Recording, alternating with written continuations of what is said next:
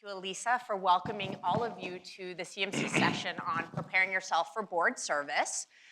Just quickly on me, I'm the Director of Alumni Career Management. I've been with the school 12 years, primarily focusing with the full-time MBAs. I have 17 years of career development experience. Before that, I worked at NYU Stern with their experienced professional team, their alumni and executive MBA, and their part-time students. I'm a Duke alum, for any Duke alum in the house, a Ross MBA, and I spent my early career in management consulting, followed by post-MBA in consumer goods, working as a brand manager at Unilever, Pepsi, and Cadbury Schweppes before transitioning to career development. Before we get into our esteemed panelist on the topic of board service, I wanted to give the floor to my colleague, Allison Klein, who's at the Tamer Institute, and she's gonna share some resources for those of you who are interested in nonprofit boards specifically. Thank you. Can everyone hear me? Okay, hello. Hello again to some of you. My name is Allison Klein. I am an EMBA class of 2020 alum and Senior Associate Director for Network Engagement at the Tamer Institute for Social Enterprise and Climate Change, new name as of about a month ago. So part of my role there is I oversee our nonprofit board leadership program. So what that means for alumni who are really core to the program is if you are already on a board or if you are part of the leadership team at a nonprofit, we have a year-long core fellowship program where we pair nonprofits with a team of students to do a great strategic project, observe board meetings, get to know more about the process of sitting on a board, and hopefully envision board service as part of their futures. So that's a great program that we run that connects current students, alumni, and nonprofit leaders. And then if you are, this is likely because that's the topic of this panel, if you are thinking about joining a board in the future, we also have a lot of resources for our alumni in that area. We host board showcase events. Our last one in January featured about 25 nonprofits, all of whom have great CBS connections, and another 25 also got in touch with us through that process and are now featured on an online directory. So 50 nonprofits that, as of just a couple of months ago, have confirmed they are currently seeking CBS board members and have told us exactly what they're looking for and who to contact. So all of that information is in an online directory that you can get to through the QR code on the Tamer business cards that we have had out all morning, and more copies of that will be at the Career Management Center table. So if you've not picked one up yet, please do. And we've got 50 nonprofits that are excited to hear from you. Our next board showcase event is likely coming up in September. Join our mailing list to make sure you get an invitation to that as we announce the date. Thank you, All right, thank you. So now I'd love to turn to my panelists, and if I could just ask you briefly to introduce yourselves, and I'm gonna start with Maggie. Hi everyone, Maggie Benkert, Columbia Business School, class of 2016. I'm a consultant at Russell Reynolds, where I'm part of our board and CEO advisory partners, which is our group that focuses on succession planning for boards of directors and CEO seats.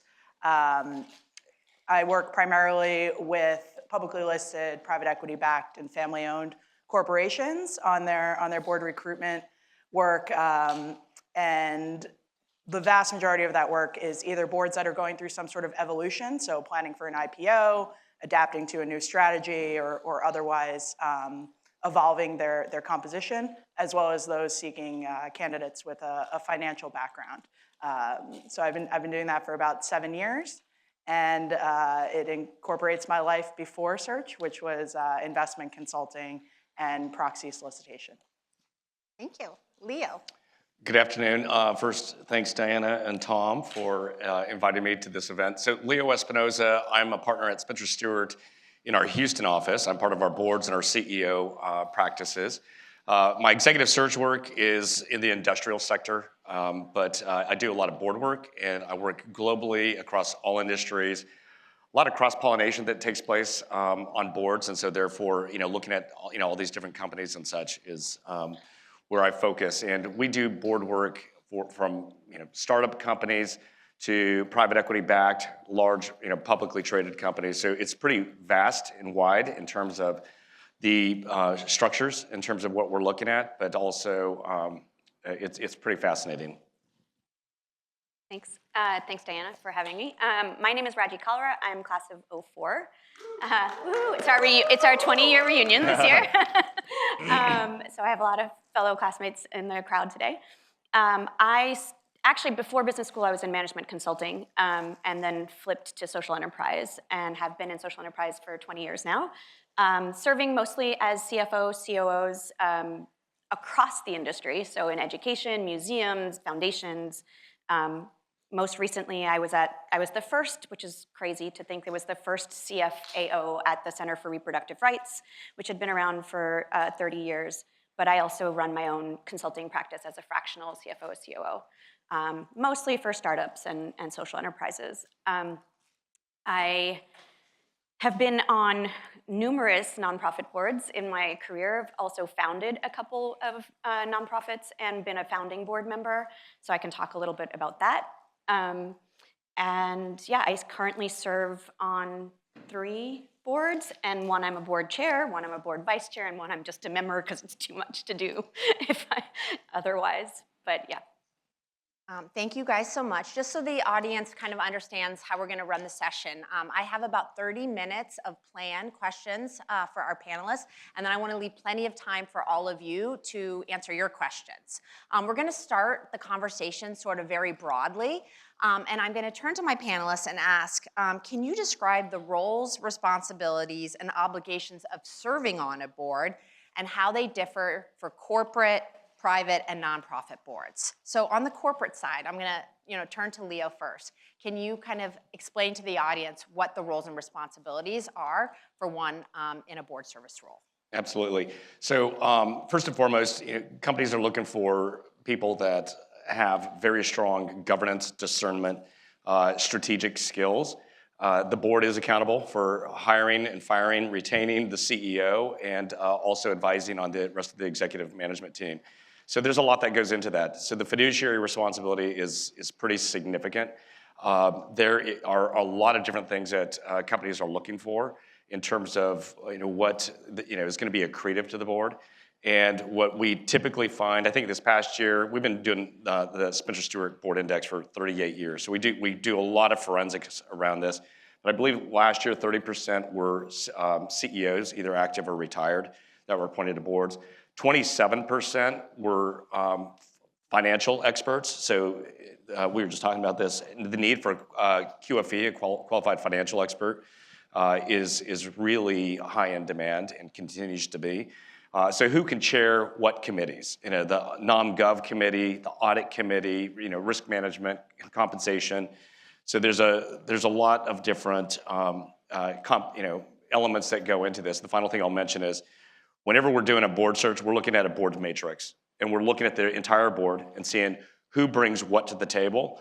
And so we will work with the board to figure out, what are their skills. Sometimes they over-index on maybe what they bring to the table, so we have to be that sounding voice in terms of, well, you said you have a supply chain expert, but no one really has supply chain. So is that important to you? Or maybe it's an underrepresented group, but it's a pretty significant process just to go through and figure out what is needed from a skills matrix and who's going to be,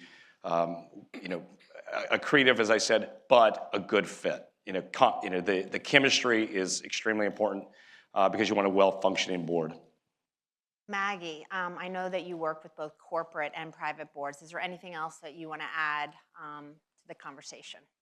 I think Leo summarized the responsibilities well. It's all about overseeing the governance, the strategy, and the risks. I think when we get practical about that, of what the role actually is, it's of course attending board meetings. Usually for a public company, that's going to be 4, 5, 6 meetings a year. For a private company, it can be far more. And of course, there's added responsibility beyond that, not just preparing for those meetings, but hopping on the phone for a quick call or a meeting when needed for ad hoc items like unexpected mergers and acquisitions, company crises, CEO succession, as well as the committee work that Leo alluded to.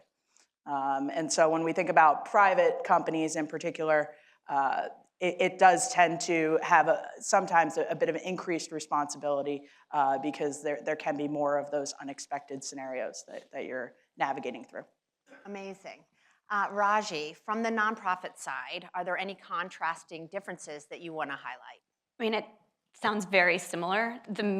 We just went through a CEO or ED, executive director search, so that took a lot of time. But I would say we encourage, or some boards require you to sit at least on one committee. So you not only have the board meetings, but you also have the committee meetings outside of that. So that's usually at least once committee meeting before the board meeting, so you have something to present and talk about. So double the number of times. It's probably, instead of quarterly, it's 8 times a year you'll have a meeting at the very least, and then pulled into other things. The biggest difference is you don't get paid. They actually ask and some require you to donate. There's something called a give-get policy.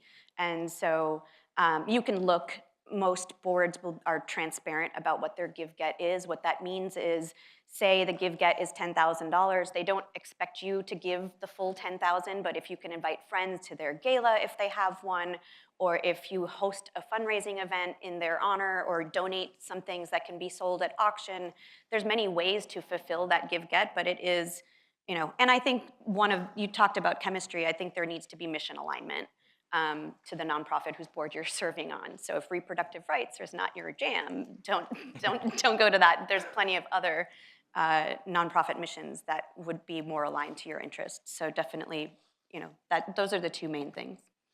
Okay, next question that I was hoping you all could share your insights on are, how does the size and stage of a company influence a board's mandate? And Leo, maybe I can address this for you, particularly for the more established companies, and how that varies versus a smaller company. Sure. So there can be a really big difference. For an established company, if it's status quo, things that Maggie mentioned are going to come up. M&A, being able to figure out what their agenda is going forward, and being a good sounding board is important. And so it's really a matter of knowing, are they in a crisis situation, or is it in a turnaround situation? I've worked on several board searches where the company had went into bankruptcy. The debt holders became the new equity holders. They wiped out the entire board. They were the new board members. They wiped out the C-suite. And so it's a matter of, okay, in that case, buyer beware, because it's not going to be 4 to 6 board meetings a year. Right. It might be 26. It could be very significant. And so you got to really understand where the company is, what stage it's in, because that will impact the time, but also the skills that are required from you. And Raji, for you, in terms of your experience on smaller companies, how does the size and stage of a company, in your experience? It can change so much. Even a board's mandate can be different. When you're in a startup scenario, board members, it could be an operating board where you're actually helping, hire and do some of the policy setting and some of the work. And at the larger, more established boards, it could be a fundraising board where you really just donate or bring people to donate and sit, attend a few meetings a year, and that you check a box. But it can really depend on so it's important to ask when you're having those interviews and conversations as to how the board functions, how often they meet. Some boards meet every month because they're going through some transition, or they're just small and they need the support. You might be sitting on multiple committees versus just one. So I think it really depends, and it's important to ask because you have to know what you're getting into and make sure you have the time available. Thank you. I'm sure many people in the audience are interested in the benefits and or risk about joining a board. Maggie, can we start with you on your perspective on that? Sure. The top benefit we see is career development. It's an opportunity to see a new company, hopefully a new industry, and just a new way of working. So it's a good way to broaden your perspective and hopefully bring something back to your full-time job if you are still in a full-time role. And then beyond that, it's also a good opportunity to see what it's like on the other side of the table. Again, to the combination of skills that you'll bring back to your full-time role. If you're reporting up to your CEO or to your board, getting the perspective of what people are talking about behind those closed doors and in those sessions of the board of directors, you now have a better sense of the things to focus on in your experience reporting up into. And finally, and Raji alluded to this before, there is compensation that comes with serving on boards. I would say that generally that's not the primary driver of the best board directors, but it is part of the job. Thank you. Leo, are there any other benefits that you want to highlight and risk if you decide to join a board that you think are important for everyone to understand? Right. Well, first of all, I 100% agree. It's personal development. It's looking at the other business models. It's the access to the other board members that you're going to have, and just seeing their culture, their style. And there's one director I put on a board, and he said, "This board is amazing, and what I have learned from these other people in the room has just been phenomenal." So that's it. The risks are certainly around I guess the time that goes into it, and understanding that you have the time to commit to it. So that's one of the first things we always ask when we call anybody about a board role is, do you have the time, permission, capacity in order to really take this on? Because a great board member has to be prepared. You're not reading the materials the first time when you go in there. You should have studied them, you've synthesized it, and you're ready to ask some really good questions during this. And so the risk is, if you don't have time, then you're going to find yourself in a situation where you're putting shareholders in the company at risk. I mean, you all also are fiduciaries. As a board member, you're fiduciary, like you have a responsibility to the organization, and if you sign off on their financials or their budget, like that's your rubber stamp, and if something goes wrong, your name's on that list. So you need to make sure like that you're joining a company that you have not only studied and learned the financials, but you feel is like doing well and is not going to harm your reputation as well. And I think one of the other benefits, Maggie alluded to this, I've learned so much. It also makes me a better CFO and executive in my own, because from the different boards, you might be talking about a CEO search or a strategic plan or a new regulation that's coming down the pipe that's affecting, that won't maybe hit my sector yet, but it's coming, so I know. And I know I can be, to be aware of it. It's just made me a better professional overall. I've learned so much from my board service. And just to add to the fiduciary and the reputational risk there, most boards will offer some form of D&O insurance or something to cover the financial possibility of litigation or something along those lines. But there's really no way to overcome any sort of reputational fallout that might come from that. So think of any of the companies that you've seen in headline news over the past few years. If you're serving on the board of directors of one of those companies, it's going to have an impact on how people look at you throughout the rest of your career. So you really want to do that due diligence up front. And that's an extremely important point, because making sure that there's D&O insurance is important, and not just for public boards or private equity boards, but not-for-profit as well. I sit on a few not-for-profit boards, and that's one of the first questions I ask is, do you have D&O liability insurance? And I want to know how much the limit is. Like, it has to be sufficient. How much, right? I mean, I will say there are some perks and benefits too. Like it is fun to like attend a gala. I got to fly to Sao Paulo and present at a summit, an international summit for the Bronx, because our nonprofit was recognized as one of the sort of, how do I say this? They're one of the gold standards of public-private partnerships, and they're in the Bronx, but they're world renowned, and our CEO couldn't go. So as board chair, I was second in line. I was like, sure, I'll go present in Sao Paulo. So there's some fun things too that come with the job. Thank you. So I'm sure everyone in the audience wants to really understand, what are the real attributes that define and make an exceptional board member? And I'd be curious if you had to highlight, 2 to 3, what would be top of mind? And maybe Maggie, we can start with you.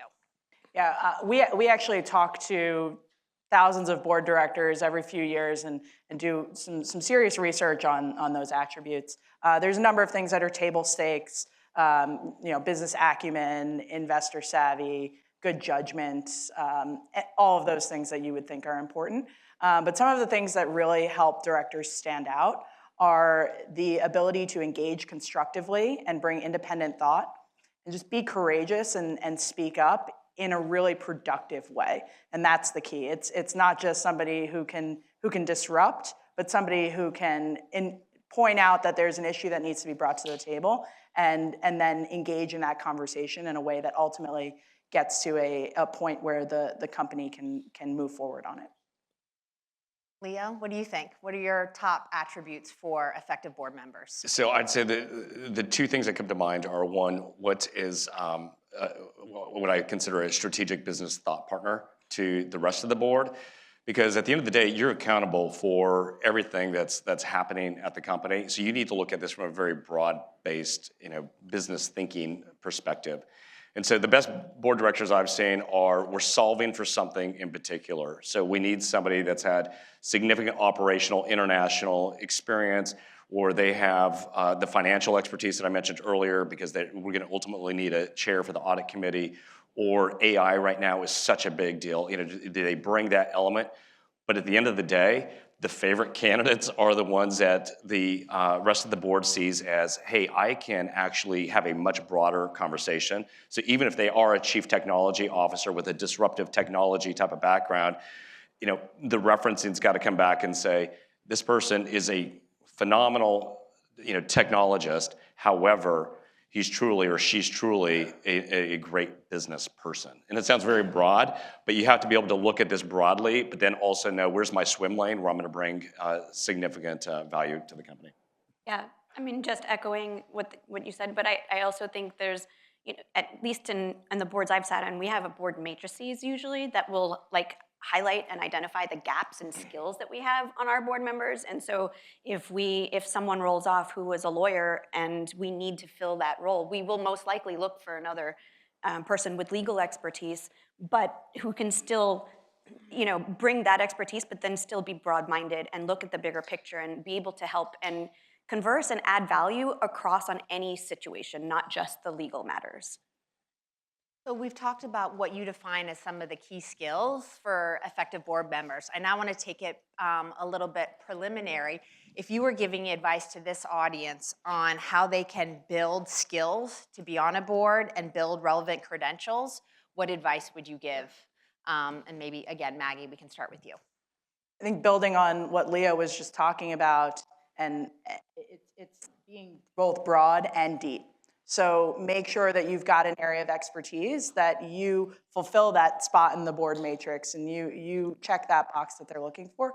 And so build a reputation for being strong in one area, but gain broader exposure to other parts of the business as well, and particularly gain exposure to boards of directors.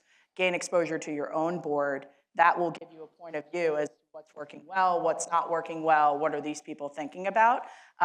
Because what we're thinking about when we're recruiting someone who's a first-time board director is, do they understand the role? And if you've spent your whole career in private equity-backed companies or early-stage companies, and you want to be on a publicly listed board of directors, you are not in a good position for that because you've never seen a public company board of directors. So think about the type of board you want to be on and make sure you've had exposure.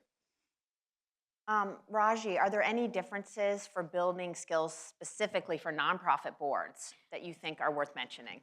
I was going to say, to Maggie's point, I think actually you can get board experience more easily on a nonprofit board.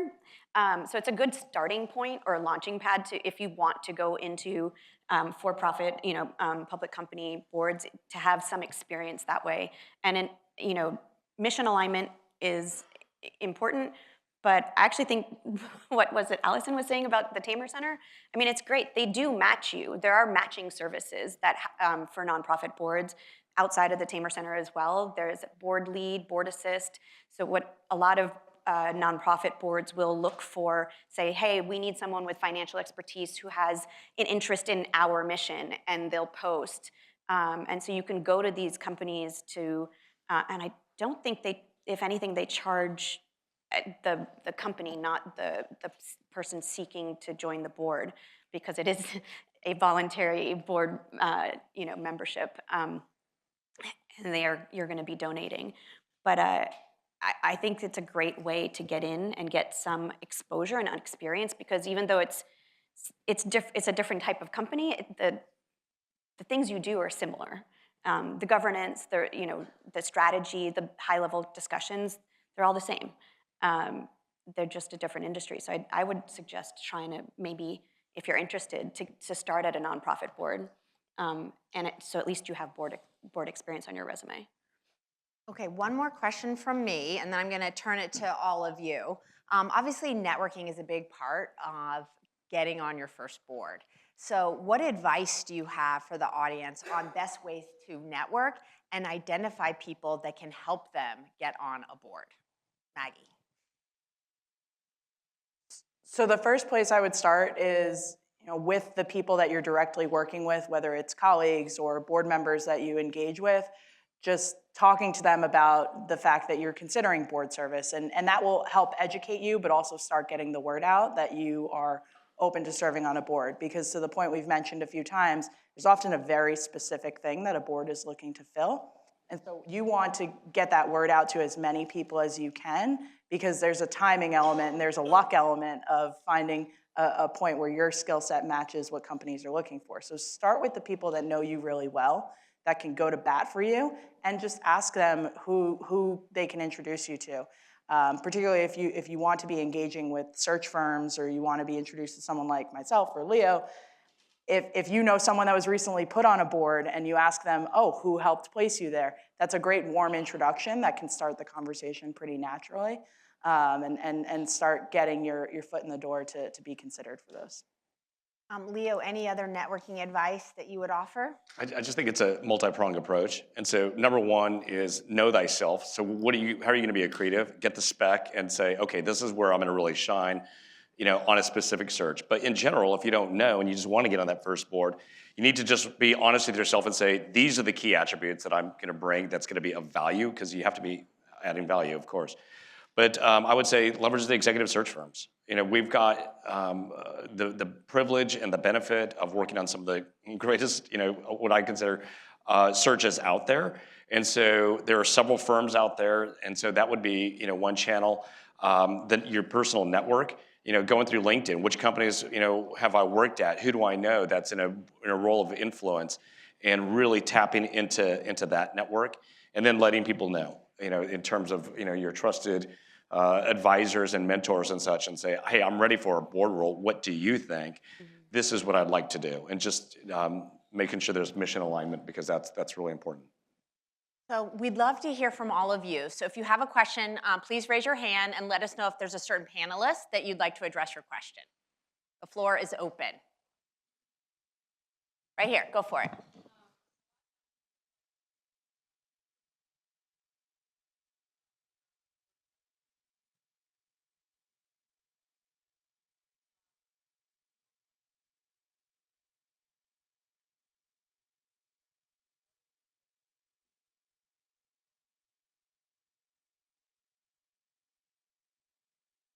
Okay, so for those of you that might not have been able to hear the question, it was about a specific board resume or building your personal brand or profile that will really stand out. I'm actually gonna give this to Maggie, because we spent some time before, and this is her area of expertise, so I'm gonna let Maggie take this question. I do a lot of work with first-time board directors, next-generation executives looking to get on a board. And the most important thing to think about when you're crafting that board bio is putting yourself in the shoes of a board director, not a member of the management team. And that can be a challenging transition. But someone who's spent their career with a resume that points out the operational metrics that you've achieved, the targets that you've hit, and how you've rolled up your sleeves and done the work, that's all fantastic experience, but it's not necessarily the most relevant to sitting on the board. You want to make sure you're really focusing on strategy, risk oversight, governance, your experience working across the senior leadership team within your organization, and really highlighting those in a concise, it's very important that your board bio be one page so that busy board members don't have to spend a lot of time digesting it.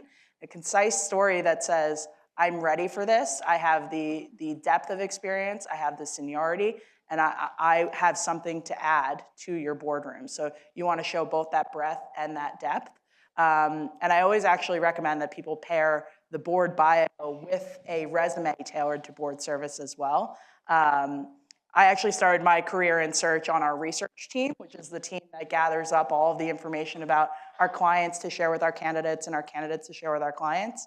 And they see a good resume as gold dust that can help them really craft a great story about you, that you don't leave it to luck that that researcher has really understood your background. If you've got a great resume, it really helps them tell that story beyond your board bio as we're sort of marketing you to our clients. And if you're overwhelmed by the idea of having to create that next document, that can just be a really built out LinkedIn profile. That'll get the job done pretty well. Hi. I would just, Leo, I want to emphasize that having a board bio is helpful, but I do want a detailed resume Yep. because I want to see your entire career history, all those companies that you are a part of. There's a culture, there are elements in that whole story of who you are, and I want to see the entire thing. And then the other thing that Maggie was describing is impact. And so what impact have you had? And so I want to be able to see, and I'll ask somebody this in an interview, but even before we get to an interview, I need to see a resume to say, okay, one, they are touching on the right industries, they have the right functional skills, and they're making an impact. And I want to see that someone's taken something from X to Y and very succinctly how they did it. So that could be financially, revenues, it could be EBITDA, it could be morale, it could be net promoter score, whatever we might be looking for, but I just need to see that you're actually, delivering results. Other questions, right here. I've been on a number of private equity boards, including one, but the public boards have been more elusive. How important is getting your NAC credentials in the process? So the question, again, apologies if you weren't able to hear, were about getting your credentials for non-private equity boards together. Is that correct? Public. Or for public boards? Association of Corporate Directors certification process. Is that really important to get on a public board? My point of view is that it's terrific training, and it will make you more informed. It will make you show up better in an interview, and it will make you a better director. Is it something I'm looking for on your resume to check a box that you have that? No. 100% agree. Yeah, it's nice to have, it's good training, you're networking with other people. It's not a requirement, it's a nice to have. Okay, question on the left side here. I'm just a starter, but I am on a few boards for education and school trustee as well as arts festival. My question is, I didn't really need to go in with a resume. They came to me. However, I'm always stuck with the development board. They come to me for that for some reason. But when I want to transition to other committee, it would take time and for someone who give me the opportunity. For example, for Arts Festival, I want to transition from just development to artistic committee. But it was very difficult. So my question is, how do you do that? Because my background is more in finance, but not in artistic. But my passion is more artistic. Is that possible for the transition, or you just sit there and hope that they would arrive? Is this for switching committees within a board or switching? Oh, okay. So personally, I look for board members and encourage people who don't have the experience to join because it adds a different perspective. Talking about how you have legal expertise, but we want you to think more broadly. So I would even just ask them if you could switch. If you've been an active board member, I wouldn't see an issue with that. Typically, we welcome people switching as long as they're engaged and on a committee and have been a good committee member. Sometimes it happens, for example, because I get stuck being treasurer first, at least, of the board, and that it's hard for me to get out of the finance and audit committee. But once I can identify someone else as a replacement who we've recruited who has other additional expertise, then I'm like, okay, hey, I got someone else for you. There's someone else on the board who can step in and fill those shoes so that I can be free to join another committee. So that might be, you know, what you need to do to get out of the development committee. Other questions? Here.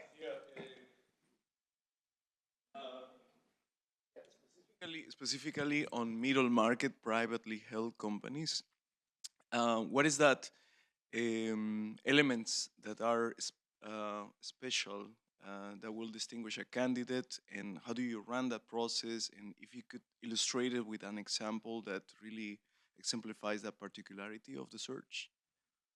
I think the question is around a little bit more middle market specifically and the board recruitment process. So on middle market, what I've seen is they're typically trying to solve for a few different things. You know, you play maybe a broader role. And so that, you know, strategic, you know, thinking is going to be very important. So how are they going to evolve, and, you know, what kind of strategic muscle does this person have? Operationally, especially if it's, you know, depending on the industry, but making sure that operationally they got some kind of lean mentality, some kind of business system, that their TRIR, their safety ratings are impeccable. Otherwise, companies won't hire them if it's a services business. So operational is the other thing. And then commercially, revenue solves a lot of problems. And so, but it has to be profitable revenue. And so somebody that understands the end markets, you know, what is this company? Who are their end markets, and how can I help them to advance the agenda? And again, it's not management. There's a huge distinction between an executive role and a board role. So it's governance. It's knowing to ask the right questions so that you're holding management accountable. So it's kind of bringing all of that together. But those are the biggest trends that I've seen. Thank you. Other questions? I'm going to take the one in the middle. Or you want? I'm sorry, Elise. I'm making you run. Oh, there's multiple mics. Okay, so actually, while like Elisa got this one in the middle, and then I'll come to you next, if that's okay. So how do you show your impact as a board member? Because if you're just advising the board on certain decisions that they've made, how do you know, it's a lot of it would be from them, and then if you want to use their experience to transition to another board or to kind of like tell other people what you've done, how do you kind of like make that distinction? Like, this is what I did. This is what they came up with. Do you? I mean, at that point, you're a board member, so you're what the board accomplishes, you accomplish together. And so, you know, if you were spearheading something, you can say you led this, but at the same time, as a board member, we made the decision to, you know, change course or acquire this company, and so you were pivotal in that. I mean, I think the board usually votes on big decisions like that, and so your vote counts. And I think that's the impact, is the impact of the board, and the decision making that the board has taken is what you showcase as the impact that you had while serving, you know, during my tenure as a board member of this company. That's because otherwise it's different than when you're an employee somewhere, you know, showing like I ran this initiative. As a board member, it's a collective usually. I agree with that, and you know, would echo that. I would also add that a mistake I see some people make is once they do get on a board and they want to get on additional boards, they focus so much on their board experience and trying to show what they've done in that experience that they forget to highlight the impact that they had as an executive or in their full-time role. That's still really important. I still need to know that you made an impact. I still need to know what you accomplished in your professional career. You just now have an added experience of having served on a board. I want to take the question on this side of the room, please. Yes, hi, thank you.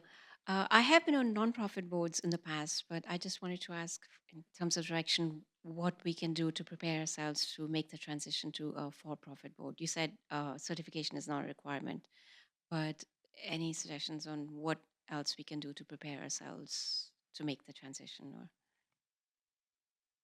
I would repeat what I said earlier about making sure you've had exposure to other governance structures. So make sure that you've been in a corporate setting, you've been exposed to corporate boards, and continue to expand your experience in your full-time professional executive roles. this is what I just said about not resting on your board experience is particularly true for individuals that have nonprofit board experience. There are many transferable skills in terms of how you engage with the other board directors.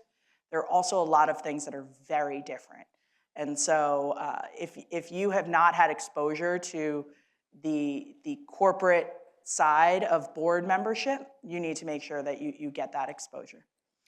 There's also advisory boards, which we haven't spoken about. And I think that's another avenue that you could explore as a middle step. And there's not the fiduciary requirement of those, so there's less risk. So, Question right here. Go for it. Hi, thank you very much for the time. So my question is more about the decision-making of joining an additional board if you're looking at multiple board memberships, and part of that is why not spend more time on your current role or your current board memberships, and the follow-up there is usually what does time commitment look like when you join a new board? So is the question around trade-offs of as you add more boards? Why does someone think about joining an additional board? If you're already part of 2 or 3 boards, what is someone usually looking for when they're looking for their 4th board membership? And also the time commitment in terms of what are expectations if you do join? Okay, I think thank you. you have to be very careful with that because there are a lot of rules around this. So ISS, Glass Lewis, others, they're really paying attention to how many boards you're sitting on. And so you don't want to get overboarded. And that's one of the things we look at when we are looking at someone's background. It's like, hey, this person looks fantastic, but they're overboarded. They're not going to have the time and the capacity. Others are maybe at an organization where they weren't allowed to join a board, they retire, and now they can get on a board. And so I'm thinking of one person in particular, she's phenomenal.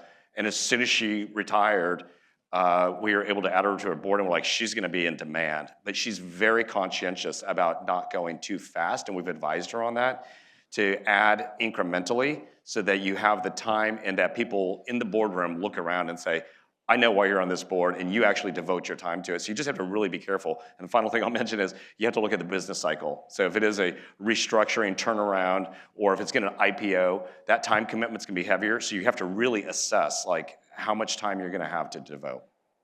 Any additional board should bring a new experience.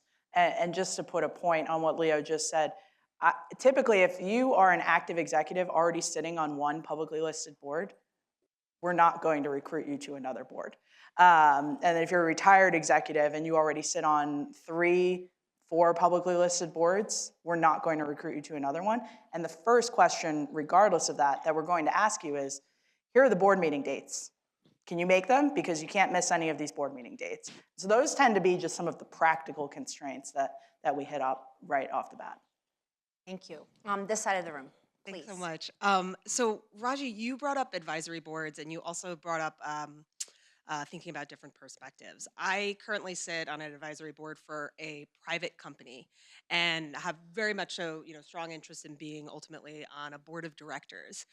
And when, as a female, there's like all of these initiatives to get more women on boards. And so for public, companies, for private companies, for the board of directors, as you're operating in, the search field, how do you look to that pipeline of, that group of folks who don't have board of directors experience because they've never been in the kind of like, universe of people who've been in that network. So beyond networking, you talked about all the different ways to gain exposure to a board of directors. As you think of a pipeline for diversity, people moving into board of director roles who would not have had exposure previously, how do you look at those initiatives? And I guess I'm thinking of a previous presidential candidate who said binders and binders of women. But how, at what point in your search are you looking for maybe a different pipeline of candidate? So in some cases, they want someone with board experience already. And so it's a catch-22. Then how are you going to get on your first board if they only want? And the stats change each year. So some of the stats we study this in every market around the globe. 34% of board members that were added in 2022 were first time. Last year it went down a little bit. It was 31%. So it just, but the point is there is a third, let's call it, that are brand new. And so in that case, that's where we are looking at who's really distinctive, who's unique, who has that impact, and that's the time to bring someone on. So it's really back to, again, know thyself, and where am I going to be able to really demonstrate the skills and value I can bring to a board. And then also, we interview for your ability to act like a board director, even if it hasn't been in the boardroom. So we might interview you and talk to you to understand, have you had to engage with lower levels of the organization, and how have you worked through them without necessarily doing the work yourself? How do you ask the right questions to get them to make the right decisions and direct your sub-organization in the right way? How do you interact with your peers and influence without power? Because often that's what you're doing in the boardroom. You're not making directives, you're influencing the rest of the board. So we draw out, have you demonstrated that you're doing the right behaviors that will make you effective in the boardroom, particularly when we think about those first-time board directors. And we are referencing around that. So it's not just what you tell us, we're gonna go to people that know you and say, what is she like? What do people go to her for, typically? And how does she handle herself with others? Thank you. At the top in the back, please. Thank you. Yellow flags, so the hot buttons. Sometimes social causes, which are part of nonprofits, and of course, in the calendar year we're in, political causes. How much do those kind of involvements create a yellow flag as you're seeking board membership on the corporate business side? A great question. We always do a social media search, right? Yeah. Let me share a message that a number of my colleagues and I shared with each other this week over dinner, and that was, everyone, please tweet less. Just tweet less. Very little good can come from overly expressive tweets, because we're doing a social media check on every candidate, and the boards are checking. And it's not just what you tweeted, it's what you liked, it's what you retweeted, it's what you responded to. So just a lower profile can be a good thing. And to the extent that you are being active in political or social causes, if it's genuine to you and if it's something that you really believe in and it's part of who you are, then you should embrace it. And you should understand that it may come with risks, that there will be opportunities, doors that are closed to you because you took that stance. But that probably means that opportunity wasn't a great fit for you anyway. So just be eyes open on who you are presenting yourself as, whether it's electronically or out in the world in any way. I've actually decreased my social media quite significantly because of it, and I've been asked before if I've made any political statements online, or anything with a very, what was the word they used? It was really funny, but they asked specifically if I had made any posts that were like truly like one-sided or very much on one extreme or the other. I had not, but that was a question I got. So, Thank you. Over here, please. On the other side, I was a CEO of a private company. I was looking for a board member, and I got this funny advice I want to run by you. Someone told me, if you're looking for a board member, it's the world's greatest networking opportunity because you can get almost anyone on the phone to talk to you, even if it's a level above your normal networking. Is that the case? Is that unethical? Wondering your reaction to that. It can impact, so the question is around, using board recruitment as a networking tool. It can impact the reputation of your business in the market. So we tell our clients, you don't want to string people along. You don't want to reach out to, particularly if they're a high profile candidate that are getting lots of calls, don't engage them in a process if you have no intention of recruiting them to your board, because they will talk to other high potential candidates. They will talk to other executives, other potential partners, vendors. And you don't want to have a reputation for being someone who starts a conversation flippantly. So that would be my caution I'm just going to go, if I can, to someone that who has not asked a question in the blue dress. Hi, thanks. This is a question about intermediaries and board postings. I've seen a number of different ways to kind of access information on who's looking for a board member, whether it is, I have a lot of connections with law firms, for instance, or I've also seen a number of organizations that will help you prepare and prep your board bio and resume and et cetera. And we have access to so many, board postings and but pay us several $1,000s. So, I guess there's a lot that comes out of our networks as executives, but I'm curious what you have found to be and this is kind of more in the for-profit space. I'm pretty familiar with the nonprofit space, but maybe other people would be curious about that too. What are some of the best ways that you've seen of accessing postings and knowing who's looking for a board member? What I've seen, and you've touched on it, honestly. So certainly the executive search firms, because we're retained by a company to find them the next director or series of directors. But law firms, yes, they have access. They're hearing about it. The accounting firms, investment banking firms, and so they all are in the loop and working at the C-suite, what we call WAT, working at the top. And so they're familiar with the needs of the business. So I think the richer your network or the more people you can tap into, it's a multi-pronged approach, I think is the best way to go about it. And I wouldn't call those sites scams, but you're better off networking than paying the several $1,000s for them to look at your, it's just, they might have listings, but they're not batting for you. No one, it's kind of like applying to a job on Indeed. It's a black hole, right? So there are some reputable advisors that can help you craft your board bio and things like that. Do a lot of research. Get a referral from someone who's worked with them. It may not be necessary, and if you do want to go that route, pick one reputable one. Don't go out and sign up for every little thing. Probably one or two will get you anything you need. Other questions? Here, the gentleman with the glasses, right there, yes. Thanks. Hi, Raji, you're doing a great job representing us, thanks. Go 04.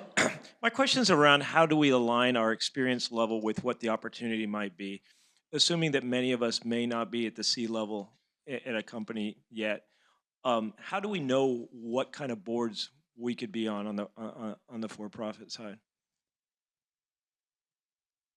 I usually tell people to think about your role as your own organization. So think about the scale and stage of what you have oversight of right now, and that's about the size company that you're in a position to be on a board of.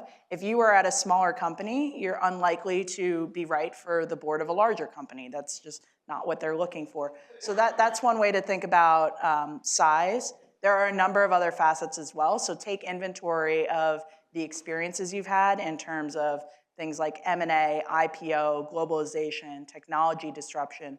These are all things that different companies are going through that you should think about as the portfolio of experiences that you bring to the table, and therefore will make you right or wrong for the right experience. But when you're thinking about kind of the right scale, think about the scale of the organization that you're having that kind of senior most strategy impact on, and that's generally about the right scale. So we have time for one more question. Is there someone in the audience that has not had the opportunity to ask a question? Okay, we'll go in this first row, if I may.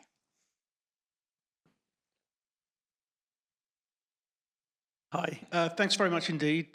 Very interesting. I wanted to ask about sort of trends in board size and composition. I mean, really size more than anything. I mean, I think there's always a trade-off between having a diversity of experience on the board and sort of efficiency. So I wondered if you've seen any particular trends in the past few years in terms of board size and composition. Yes, I was just saying, it's typically somewhere around 8 to 12, and I'm talking about, looking at our board index for the U.S. That's, the range. Efficiency is really important. So the larger corporations are going to have more people. I'm working on a board search right now. It's tripled, in market cap in the past few years. They only have 5. So now we're adding somebody that's going to bring very specific set of skills to that. So in terms of the trend on size, we typically see it's somewhere in that 8 to 12 range, but there's always the outliers like the one I just mentioned. Complexity adds to size too. So you think about banks, they have the added complexity of needing a risk committee, therefore they usually have a few more people. And I also saw an increase in size over the past 5 years or so as we saw a huge push for diversity on boards. We saw a lot of boards increasing a little bit to take a chance on someone who might be from one of those different candidate pipelines and add to the size of their board while also diversifying a bit. And it also goes back to the board mandate too. Like, so in the nonprofit space, if it's like a fundraising board, like the Robin Hood Foundation, I think they maxed at one point at like over 40 board members, but the people know what they're there for, right? But yeah, and I think in startups, the boards tend to be smaller too, and they will grow to like the 8 to 12, and I think that's kind of a sweet spot. I've seen it go up to 15, but more than that, if you don't have committees, it becomes less efficient. Well, thank you all so much. Unfortunately, we are out of time, I've been told. But I want to thank the audience, all the CBS alum in the audience for joining us today to ask all of your questions. And most importantly, if you could all give us a round of applause to Raji, Leo, and Maggie for being here today to join us for our board service event. Thank you all so much.